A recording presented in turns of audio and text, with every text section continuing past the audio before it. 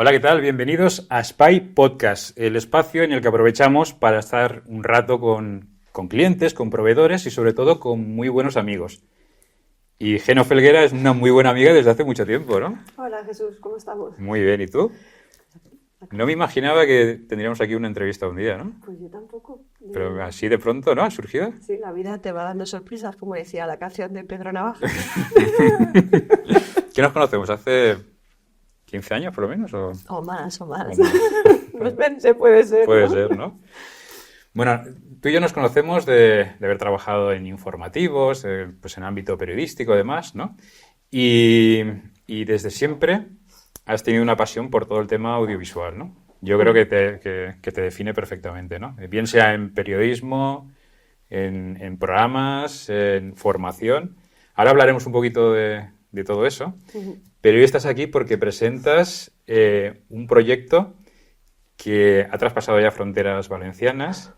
Eres guionista, directora del proyecto educativo y audiovisual Astral. Sí, sí, es un proyecto educativo de innovación educativa que pertenece a la Red de Excelencia Nacional. Se coordina desde el Instituto La Marchadilla de Torrente y en él colaboran tres centros más, que son el Luis Buñuel de Móstoles con una rotoscopia, la Universidad Laboral de Albacete con un proyecto, una cosita de 2D, un cuento, y la Patacona de Alboraya con caracterización y maquillaje. Es un proyecto grandecito dentro de lo que sería educación. Yo creo que vamos a tener tiempo para hablar un poquito de todo. Me interesa mucho eso que has dicho, que es un proyecto grande y has mencionado un montón de instituciones, de personas también, que hablaremos después de personas, y eso tiene un mérito enorme porque mover cualquier cosa en el tema audiovisual es costoso, vale mucho dinero, es complicado, son permisos, pero además implicar a un montón de instituciones, a alumnos en tu caso, después a diferentes empresas, centros de formación, administración, pues tiene un mérito enorme, ¿no? Sí, es un trabajo de producción bastante duro y la verdad es que a mí me ha encantado el llevarlo a cabo. No me imaginaba que iban a responder los diferentes ayuntamientos, empresas, incluso el alumnado, de la manera en que lo han hecho. Y al final el resultado, lo mejor de todo es que ha sido óptimo, ha tenido un nivel bastante bueno porque han colaborado con nosotros profesionales del cine, como Jesús Sornialos, un cámara excelente que participó en Los ojos de Ariana, un documental nominado a los Goya en 2010. Hemos tenido el asesoramiento de Ricardo Macián, postproducción de Javi López. Los alumnos han podido trabajar mano a mano con todos estos profesionales y sobre todo con Jesús, que es el que más ha estado en las secuencias. Y bueno, y al final, hace 7, 8 meses yo no me imaginaba que el resultado iba a ser el que ha sido. Estamos muy contentos. Ahora estás muy contenta, pero yo sé que habrá habido un momento que habrás hecho, ¿no? Te habrás tirado los pelos de todos los problemas que lleva una producción de este tipo, ¿no? Bueno, o ha sido cosericante. A ver, yo cuando he estado haciendo esto, y aunque pueda resultar petulante, me he acordado de una escena de los Fabelman. Los Fabelman se basan en la historia familiar de un director muy conocido, bueno, yo lo admiro mucho, que es Steven Spielberg. Y era la visita de un tío suyo judío, que había estado en el mundo del cine y le decía: ¿te gusta el cine, sobrino? Pues olvídate de todo, te odiarán, abandonarás a la familia, abandonarás todos los amigos.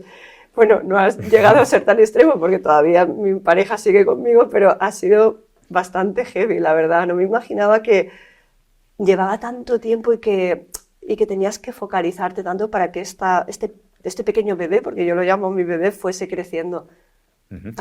Pues yo me alegro un montón porque sé más o menos, no es que haya estado en el proceso, he estado en partes del proceso, he visto cómo pues lo ponías en marcha, de vez en cuando hablábamos, colaborábamos en algún aspecto concreto y demás, y sé que ha sido un proyecto que en parte se ha llevado adelante porque es algo muy personal, ¿no? Porque cuéntanos un poquito qué es Astral y por qué es tan personal para ti. Bien, bueno, todo esto surge cuando nos plantean el año pasado que entramos a formar parte de la Red de Excelencia. Tú sabes que la Red de Excelencia son una serie de institutos dentro de la AFP que cumplen una serie de requisitos. No hemos dicho que en tu caso eres profesora de imagen y sonido en la Marchadilla. En la Marchadilla en Torrent. Sí. Entonces, dentro de esta red de excelencia, en la familia de Imagen y Sonido tenemos a la Marchadera de Torrente y al Centro Integrado de Formación Profesional Luis García en Madrid. Y luego este año ha entrado otro instituto de Canarias, que disculpadme, pero ahora no sé el nombre. ¿De acuerdo? Entonces, a partir de ahí surgen unos proyectos de innovación, se da una subvención por parte del Ministerio y se plantea al profesorado presentar una serie de proyectos. Hay compañeros que presentan documentales, otros compañeros podcast, otros compañeros análisis de inteligencia artificial, simuladores de educación, proyectos muy interesantes. Y yo pienso, falta una serie aquí, una miniserie de ficción. La voy a plantear, si me dicen que no, no pasa nada, pero yo... Entonces, yo tenía este guión escrito hacía ya años y pensé, bueno, lo troceo en 4 y presento un mini episodio de media hora. Lo presenté y les gustó, pero ya me advirtieron que era grandecito, que no era una cosa... Digo, no, si se puede hacer. Y No sabía lo que decías, ¿no? ahora ya lo sé, ahora ya sé lo que hay y que se ha hecho con mucho esfuerzo, que ahora sabemos que el segundo lo podemos mejorar, podemos planificarlo mucho mejor, pero bueno, el resultado ha sido muy bueno. O sea, Pero cuéntame, porque te preguntaba por la parte personal, porque hay una sí, implicación muy de grande. acuerdo. El guión, yo empecé a escribirlo en 2018 porque a mi padre le diagnostican cáncer. Entonces, yo soy hija de hosteleros. Los que sean hijos de hosteleros se van a identificar enseguida conmigo porque no estás con tu padre y tu madre pues todo el día, ¿no? Están en el restaurante, en el bar, donde estén, y los hijos de hosteleros nos criamos un poquito en la soledad del domicilio o en el bullicio del bar.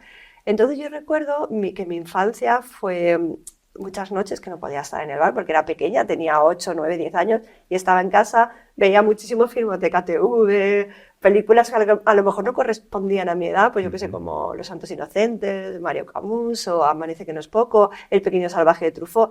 Y bueno, y todo eso me ayudó mucho a aprender lenguaje audiovisual.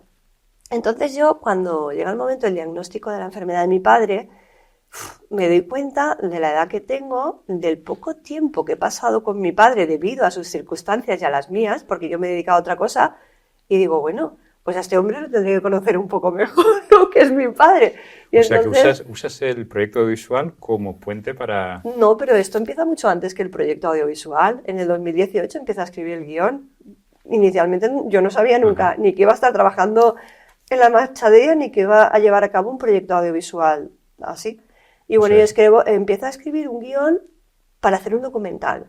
Él fallece, me voy a su pueblo y empiezo a hacer muchísimas entrevistas. Y bueno, y me empiezo a dar cuenta de y la... perdona, con él llegas a hablar de todo esto, le explicas lo importante. No sé si... No, yo le explico que quiero hacer un documental y él me reñía mucho porque es que yo no soy actor, tal. Y digo, no, papá, pero bueno, esto es una cosa que va a enriquecer a la gente porque va a hablar del éxodo rural, de cómo un montón de personas os trasladasteis en los 50 y en los 60 a otros lugares. ¿Y él crees que entendió que era una forma también de aproximaros? O... Hombre, sí, claro que sí, lo era. Yo creo que sí que lo entendía.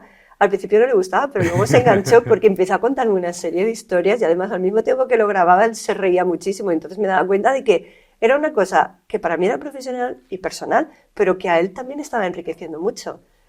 No sé, fue una experiencia muy, muy bonita. Y bueno, y a partir de ahí, con todo ese material del documental, pasamos al largometraje, porque yo veía ahí un largometraje. Y es que las anécdotas que me contaban eran bastante heavy. Él era muy travieso, rozando casi un poco más allá de la travesura. La maldad absoluta. No, no podemos decir eso porque era una buena persona, pero es que eran otros tiempos. Y bueno, y hay anécdotas, pues como que el cacique del pueblo no les dejara ver la televisión a través de la ventana del casino, se enfadaran, se fueran, luego empezaron a tirar piedras a las jícaras de la luz y dejaran sin luz al pueblo. O sea, Todo eso pasó hace 60 años, ya prescrito, lo puedo contar, ¿sabes? Pero eran cosas que dices, ostras, y luego la manera de actuar era muy travieso, le deshacía el moño a todas las abuelas al salir del Esto colegio. es en Albacete. O Esto es en Ciudad Real, en Ciudad Real. en un pueblecito que se llama Medina. Entonces, cuando empieza la transformación agraria y empieza a entrar la mecanización, la gente que tiene mucho dinero sí puede adaptarse, pero la gente que tenía 2 burritos y poca cosa, no. Entonces, había que comer. Y mi abuelo, junto con mi padre, que llevaba segando desde los 8 años, y su familia se trasladaron a Valencia. Claro, parece una tontería, porque hoy en día te coges el coche y en 2 horas estás allí, pero entonces no. Ni había teléfonos móviles, ni había internet. Y bueno, y ahí tenemos una descripción de la adaptación de él allí, de cómo se enamora, de su primer amor y tal. y como el mejor amigo de su infancia, que estaba en Almedina, también se trasladó unos años antes, pero no había manera de dar con él, porque no había teléfono. Entonces se producen unas situaciones de búsqueda de sentimientos que la generación que está todo el día hoy, tiqui, tiqui, tiqui, tiqui, ve eso, y bueno, si lo ve, porque claro, hay que focalizarse para estar viendo media hora un episodio, pero yo creo que enseña muchas cosas, otra manera de vivir, otra manera de sentir. Tú, antes de embarcarte en el proyecto, ¿conocías pues esa vida, o sea, ese pueblo? ¿Habéis estado allí antes? Sí, claro, había estado muchísimas veces desde que era pequeña y en fiestas con mi padre alguna vez, porque mi padre cuando se fue por necesidades económicas con mi padre y tal, al principio en Valencia pensó en regresar, en volver a su tierra. Lo que pasa es que conoció a mi madre y ya que es una historia de amor bastante bonita y decidió que se quedaba. O sea, él vino aquí, conoció a tu madre Sí. y ya se quedó aquí para Sí, siempre. y los padres también se quedaron. Sí, él hizo su vida aquí, fue muy aceptado y era el mancheguito, ¿no? Porque mi tío, por ejemplo, que era manchego, se aprendió a hablar valenciano, pero mi padre no. A mi padre le pedían un tallán, pero era muy gracioso. Incluso las cosas que decía que podían sentarte mal, las decía de una manera que te reías. Era muy entrañable. ¿Él echaba de menos su tierra? Sí, muchísimo. ¿Nunca llegó a olvidar? Jamás. ¿Qué quieres? ¿Que me emocione? No, Pues no, me no. emociono, pero sí. Nunca lo olvido, nunca. Bueno, es un homenaje muy bonito, ¿no? El que ha salido de todo esto. Cuéntame un poquito cómo ha sido todo porque habéis presentado hace unos días, ¿no, Geno? El día 4. Fue en Ciudad Real. En Albacete. En Albacete. Bueno, te explico. La grabación, ves, al final me estás emocionando. Eso no está, no No entraba estaba dentro de los no estaba planes. pactado. Pero bueno, Bueno, es bueno. Sí, Mindfulness, sí. ¿no? Es bueno. Esto es bueno, hay que Mira, hacerlo de vez en cuando. Cuando pasa, hacemos así. Bueno, pues esto, la grabación al final la realizó en Casas de Lázaro, que es un pueblecito que está intermedio entre Almedina y Valencia. Es muy curioso porque mi abuelo se paró allí hace como unos 40 años. Yo no sé si es porque le gustó la mujer que había en el bar del pueblo o porque le pareció muy bonito el pueblo. Era enamoradizo, ¿eh? La cuestión es que es la puerta de la Sierra de Alcaraz, está en la provincia de Albacete y no la de Ciudad Real, y allí llevamos veraneando 40 años. Entonces yo ahí genero muchas amistades de infancia, pues la alcaldesa, la que hoy en día es la alcaldesa, mi amiga Leo, etc. Entonces cuando surge todo ese proyecto, pues yo se lo sugiero a María Eugenia. Tú sabes que estos pueblos ahora sufren de despoblación, porque claro, poquito a poquito se van vaciando. Y entonces ella, cuando ve el proyecto, nunca se imaginaba que dentro del pueblo pudiese haber un plato de cine, pero la verdad es que el pueblo es precioso. O sea, hemos grabado, pedimos permiso, aviación y todo, nos dejaron grabar en dron, y es una maravilla, es que tienen un tesoro. También es verdad que la despoblación a veces favorece a esto, a que los lugares estén limpios. Se mantenga todo un poco Exacto. congelado en el tiempo, ¿no? Sí.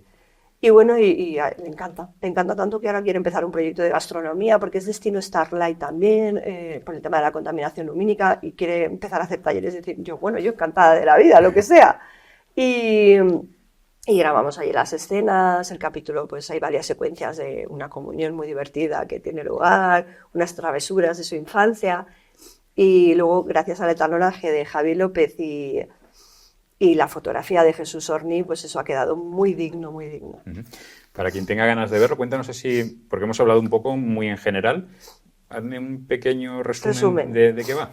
Vale, pues mira, Astral relata la vida de Cantinfletas. Cantinfletas es un manchego de pura cepa, lo que podríamos decir, inicialmente podría ser como un Huckleberry Finn o Guillermo el Travieso, pero de la tierra, ¿no? Entonces relata su infancia. Que es la infancia de Juan Ramón, mi padre. Entonces, relata su infancia y cómo se ve abocado con los padres a dejar su tierra que tanto quiere y trasladarse a la costa valenciana y focalizarse en un ámbito que es el de la hostelería en este caso. Abren un negocio, tenemos también una carrera de camareros con una banda sonora muy chula de la época.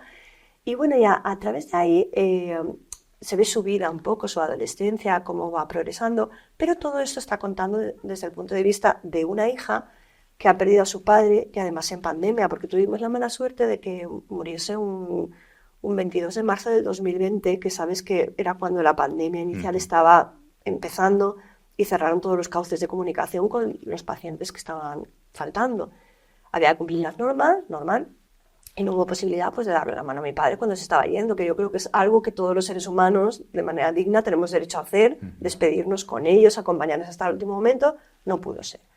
Bueno, pues a mí eso se te queda, eso es muy complicado que se te olvide. Entonces, a partir de ahí también... Bueno, en tu caso, por suerte, tuviste esas conversaciones previas y tal, Claro, ¿no? Que han fíjate, servido un poco de esa sí, despedida, ¿no? De alguna yo forma. siempre lo analizo y digo, pues mira, dentro de lo que cabe pude conocerlo más ese año y medio, estuve mucho con él, muchísimo más que nunca, porque gracias a Dios ahí ya tenía este trabajo. Y Era un tenía... proyecto en común, en el fondo, ¿no? En el fondo, sí, Padre e hombre, hija. Juan Ramón Helguera es artífice de este proyecto. Sin él no habría surgido otra cosa, pero esto no.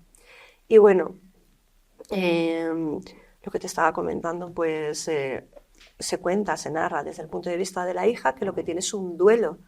Y cada vez que recuerda a su padre, lo que se hace en la historia es volver a los años 50 o contar un cuento de tradición oral. Un cuento de tradición oral típico castellano-manchego, valenciano, que han contado nuestras abuelas, nuestras tías, nuestras vecinas, y que yo me di cuenta que plásticamente, si los llevabas a la pantalla bien llevados, eran muy visuales. Entonces hemos llevado en este episodio 2 cuentos sobre brujas, faunas, tal. Son muy interesantes porque al mismo tiempo son cuentos que dices, vale, son del folclore, pero realmente tienen física por ahí en medio, ¿sabes? Porque son traslaciones. Tal. Perdona. No. Adelante, por favor. Y luego hay un cuento 2D de animación y una rotoscopia. Yo de lo que he visto tuyo, lo que me gusta es que es, bajo mi punto de vista, muy, muy valiente para, pues, coger un guión, hacer lo que realmente crees que tienes que hacer o que te apetece y tal, mezclar, tal. Eso también viene un poco de aquella infancia que te pasabas viendo mucho cine, películas y demás, ¿no? Porque ahí hay un poquito de Amanece que no es poco, de animación, de dibujos animados, hay un poco de todo eso, ¿no? No sé si se refleja en este... A ver, yo me di cuenta, hay varios planos. A mí me gusta mucho Spielberg, ya te lo he dicho, y Spielberg lo que hace son los planos de conjunto, de multitud, los diseña muy bien, los planifica muy bien. Entonces, un par de planos de tiburón no los he copiado porque no hay que copiar, pero sí que me inspiré para generar un plano con una multitud de personas en una escena concreta, y luego hay otro plano en el que está en la barcaza intentando capturar al tiburón, que me gustó mucho el encuadre y dije, voy a intentar hacerlo, pero en el campo, conforme están llegando. Entonces, claro, todo lo que he visto, o sea, el audiovisual es muy didáctico, te enseña muchísimas cosas. Quiero decirte que no todo es, las nuevas tecnologías no son todas negativas y hay que saber los contenidos que ves y tal. Y yo todo eso que he visto, también vi muchísimo videoclip, tengo todavía vídeos beta y VHS por ahí de videoclip. Entonces, todo eso y lo que he ido aprendiendo y estudiando lo he aplicado a este proyecto. Tú llegas a este proyecto después de haber pasado unos años también trabajando en comunicación, en periodismo y demás. ¿Crees que son mundos muy distintos? El de, pues, no sé si llamarle ficción o la parte más de creación de contenidos al estilo, pues eso, ficción, animación y demás. ¿Crees que te ha aportado también la parte de periodismo para lo que ahora haces? Claro, naturalmente. A ver, el periodismo, yo cuando empecé a estudiar periodismo, tienes los típicos sueños románticos, ¿no? Me voy a ir a hacer documentales de National Geographic, me voy a ir de corresponsal de guerra a ver qué es lo que pasa ahí, porque te crees que tú vas a solucionar la guerra, ¿sabes? Tienes esa fantasía. Y luego, pues, trabajas donde puedes, quiero decirte, porque sabemos que el ámbito periodístico es lo que es, ya hay la capacidad que hay. O sea, ¿sí que crees que en la universidad llegan los periodistas o se forman todavía con unas expectativas o una idea muy romántica de la profesión? A ver, hay de todo. Hay gente que tiene claro que quiere ser un gabinete de prensa, y hay gente que quiere ser presentador. Hay muchísimos perfiles, ¿de acuerdo? Yo inicialmente no cumplí mis expectativas, lo que quería hacer, pero es verdad que todo lo que he hecho me ha enseñado muchísimo. O sea, yo agradezco todos los sitios donde he estado, con las ventajas y las dificultades, en la televisión, en las productoras, porque he conocido a gente muy interesante y me han enseñado muchas cosas, he progresado mucho. Y de la parte educativa, pues supongo que también hay parte, ¿no? En todo el proyecto, claro. En el fondo no deja de ser una mezcla de la parte audiovisual, de la parte educativa. ¿Qué te ha aportado esa parte a ti personalmente? Bueno, yo inicialmente cuando... ¿Te acuerdas de la crisis del 2012 audiovisual que nos escupió un poco a todos, ¿no? Pues yo acabé muy cansada y dije, ¡buah! Me voy a estudiar geografía e historia. y empecé a prepararme oposiciones. Y de hecho pasé fases del examen con buena nota, porque me gusta mucho sobre todo la geografía física y urbana, ¿no? Y de ahí, por circunstancias y por el perfil académico que tenemos, que es periodismo y comunicación, pasé pues a trabajar como profesora de imagen y sonido. Y de ahí ya pues vinieron las oposiciones y digo, pues mira, al final la cabra tira al monte, ¿no? He vuelto a los inicios. Y es verdad que ese salto ya fue a la parte técnica, que fue muy complicado, porque era como empezar a estudiar una carrera de nuevo. Yo lo sé porque en algún momento íbamos hablando de esos temas y tú me contabas, pues no, estoy ahora con... no sé, ¿qué me decías de las... Con óptica, con física acústica, con no sé qué, estoy con los delays, con el Smart Lighting. Sí. Claro, yo cuando llegué y me parecía un mérito tremendo, porque era pasar de periodismo, que en periodismo del que venimos nosotros, era de libretita, ¿no? Claro, a toda esa parte que... Yo me acuerdo del primer día de clase, que fue un 8 de marzo del 2017 en el Instituto Luis García Berlanga, en San Joan en San Joan de Alicante. Yo recuerdo que entré y dije, bueno, pues aquí qué guay, daremos cine, lenguaje audiovisual, y veo electroacústica, ajuste de sistemas de sonido, y empiezo a mirar. Yo en mi vida no sabía lo que era un culombio. Ahora ya sé que son 16 no sé cuántos billones de electrones, pero en aquel momento dije, madre mía. Entonces, menos mal que tuve la suerte de alquilar una vivienda enfrente, y entonces me acostaba a las 3 de la mañana preparando clases. Y a las 8 de la mañana me iba al instituto, explicaba lo que podía, porque es como cuando... O sea, que al principio tú te enfrentabas a una clase en la cual podían haber alumnos que decían, Geno, esto... Y tú, la etapa de potencia, y claro... Igual tú no tenías ni idea. No, yo sí intentaba siempre... Eso ha prescrito ya. Eso ya. No, pero siempre intentaba saber el contenido del día siguiente, lo que iba a ser para... Ahora ya han pasado 7 años ya. Lo digo porque eso debe generar... Hombre, claro. Una cierta sensación de eso vértigo, genera ¿no? mucha ansiedad, porque claro, es verdad que en comunicación audiovisual, en periodismo, das muchas cosas, das economía, das historia. En comunicación audiovisual también tocamos radio, tocamos tele, tocamos equipos, ¿vale? Pero menos. Pero un poco... Y no tocas todo, no tocas line arrays, todo esto. Entonces, claro, tú llegas ahí y ves esto, es un proceso. Tuve que pagar un ingeniero para que me diese clases y poquito a poquito me fui enganchando. Pero recuerdo que al principio... Al principio leía el PDF, que más o menos lo entendía, ¿no? Pero un día me acuerdo que dije, y hasta aquí puedo leer, porque es que no podía avanzar más. Y poco a poco me fui adaptando, y ahora, bueno, ahora me encanta. Yo creo que te mueve muchísimo la voluntad, ¿no? Que la gente no sé si lo entiende eso, pero me da la sensación, por lo que estamos hablando, por este proyecto de ahora, por aquella etapa de formación, la voluntad de ir adelante, ¿no? Y poder con todo. Sí, porque a mí me gustan los desafíos, me gustan muchísimo. Por ejemplo, tuve una época... Eso la gente a veces no lo entiende, ¿no? Pero es que es como todo. Yo no es que creo que la gente no lo entienda, es que yo creo que cada uno tenemos nuestro camino. Por ejemplo, hay gente que ha llegado a una sustitución de estados de profesores y el primer día que ha visto la materia ha dicho, se ha ido, huyendo, porque dice, esto no es lo mío, ¿vale? Entonces, la voluntad se abre en muchos ámbitos y cada uno tenemos nuestro camino, nuestro espacio. A mí me gusta el audiovisual, me encanta. Y... voy a seguir él sin dejar, claro, lo que pueda. En tu caso, claro, tú has llegado al punto en el que estás de presentar esta obra, este proyecto y demás, quizá por un camino que no es el habitual, ¿no? De pues una trayectoria a través de una formación, pues no sé cómo decirlo, después de pues comunicación audiovisual, pues o sea, ha sido tu propio camino, ¿no? Sí, fue mi elección inicialmente. Yo que claro, cuando tenía 14 años quería ser médico, me compraron una enciclopedia de medicina. Luego me topé con un profesor de física y química que no entendía absolutamente nada de lo que explicaba. Luego quería estudiar arqueología y ya cuando llegó el momento de irme a la universidad, pues digo, pues periodismo, pues periodismo. Educación física también quería hacer y ya me decanté por eso. Pero me decanté por periodismo porque también me di cuenta que estaba muy vinculado al cine y al mundo audiovisual, porque si desde pequeñita tus padres no han estado en casa, tú has estado viendo los Oscars, has estado viendo diferentes películas, y yo veía los Oscars, me acuerdo que antes eran en abierto, ¿no? Y podías verlos enteros, llegaban mis padres a las 5 de la mañana o a las 4 del bar, los pobres, ¿qué haces ahí? Y yo, dejadme acabar, que van a dar la película ganadora. Quería ser la primera. Justo en el momento más inoportuno. Sí, llegaban, porque antes la hostelería tenía trabajo y sabes que las leyes eran diferentes, se podía cerrar más tarde, bueno, a las 5 no lo sé, pero a las 3 de la madrugada seguro.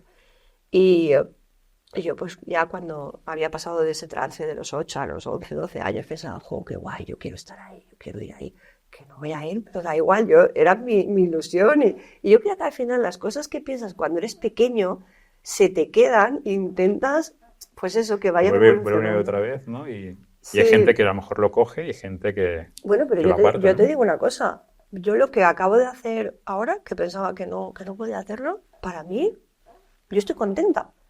Quiero decir, si me jubilo mañana estoy contenta. Que no me voy a jubilar, ¿no? Porque no me van a dejar esencialmente. Pero estoy muy contenta de lo que ha pasado. Y doy las gracias. Pues me alegro un montón. Yo creo que más o menos hemos hecho un recorrido por lo que es el proyecto. Nos queda a lo mejor ver cuáles son las siguientes fases. Tanto de este proyecto, que creo que habéis tenido un pase ya, Sí. tenéis otro. Sí, tuvimos un pase en Albacete el día 4 de mayo que fue muy bien, vinieron 700 personas, yo no lo entendía, pero bueno, hicieron una buena difusión de medios también porque contratamos a una empresa que hizo una difusión de medios en Albacete, hablamos con la cadena SER, con Radio Nacional, con muchísimos medios, y el teatro se llenó, la respuesta a lo que era el episodio fue muy buena, y Sí luego... que está repleto. Sí, y emitimos el tráiler del segundo episodio, del cual hemos grabado ya 2 secuencias y que creo que estará mejor que el primero. Ahora falta pues encontrar la financiación o que nos dejen continuarlo. Y a mí pues me gustaría hablar con alguna plataforma, alguna tele, alguien que nos eche una mano. Explícame eso. Bueno, esto es la base aérea de Los Llanos. Y esta historia surge inspirada en una leyenda que hay. Es que no se puede decir que sea leyenda, porque ahí hay un tema que se llama La Luz del Pardal, La Luz del Pardal, que lo iba a hacer reportajes mucho Jiménez del Oso, el director del Más Allá, de una revista muy conocida en los 80, 90. Y habla de la gente que allí ha visto una especie de bola luminosa, Ajá. pero es que hay mucha gente, hay muchísimos testimonios. Y luego aparte se conjuga con que en 1947 el primer avistamiento de un objeto volante no identificado se produjo en un pueblo muy cercano a lo que estás viendo aquí, que se llama Balazote. Y son archivos además desclasificados a los que todo el mundo puede acceder y ver que efectivamente, porque hay cosas que se ven y el ejército, los científicos y todo pueden explicar, pero hay cosas que no las pueden explicar, entonces las meten en un archivo, las ponen ahí para información de todo el mundo. Y a partir de ahí pues yo he hecho como una especie de mejunje, una mezcla entre un cuento de tradición oral y esta leyenda del Pardal con avistamiento incluido y tal. Sin Imaginación. Sin límites, sin límites. Sí. Con todo lo que supone, me imagino, de permisos. Bueno, a ver, si te organizas, es pedir permisos, tener claro que este día grabas este plano, haber hecho el storyboard previo y saber qué imágenes puedes grabar y cuáles no. Nos han facilitado el camino en la provincia, en la comunidad de Castilla-La Mancha y la verdad es que está saliendo todo muy bien. Pero bueno, también porque está Jesús Sorní por ahí en medio y tú sabes que él coge una cámara y hace virguerías. O sea que, muy bien. Pues Geno, muchísimas gracias por haber venido. Pues gracias a vosotros por haberme recibido. Yo creo que si en YouTube buscamos, ¿nos aparece el tráiler o cómo encontramos el tráiler? Pues el tráiler, no lo sé porque lo hice el otro día, entonces voy a tener que subirlo ya a algún sitio, a alguna plataforma o a YouTube. Tengo un canal de YouTube y ahora empezaremos a moverlo, pero también lo podéis subir vosotros si queréis, lo que queráis. Hasta esta tarde, la gente que busque Astral, ¿no? Y para a partir de mañana ya estará... Sí, que busquen Astral, la marcha de ella, o Astral, Genoveva Felguera, y les saldrá imágenes e información. Pues muchísimas gracias. Gracias. Pues hasta aquí este Spy Podcast. Hemos tenido a nuestra buena amiga Geno Felguera, que nos ha contado sobre el proyecto Astral, que es una primera parte de varios capítulos que vendrán por delante. Pues nada, hasta la próxima.